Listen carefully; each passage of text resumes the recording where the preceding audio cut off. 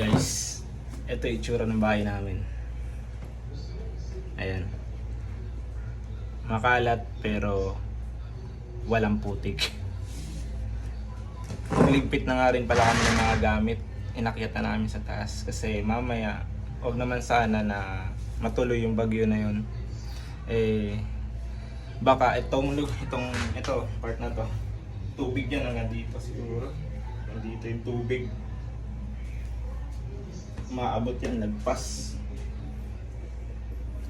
Kaya yung ibang gamit inakyat ko na kahapon pa para ayan, ang kalat dito sa taas namin. Ayan yung mga gamit. Ayan, kalat. Inangat ko na rin yung bike ng anak ko kasi ayoko na maglinis, mapuputikan. Ayan, kalat eh. Pero sana wag naman tumuloy yung bagyo na yun. Pag nangyari yun, wala tayong magagawa. Yung tindahan namin sa kabila, babahain na naman yun. Okay lang. Kung malugi, di okay lang, bawi na lang next time.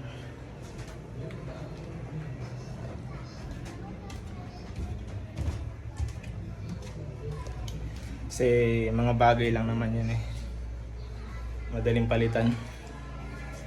Ang mahalaga, yung pamilya nyo ligtas. Hindi kayo mapahamak. Yun ang pinakamahalaga sa lahat.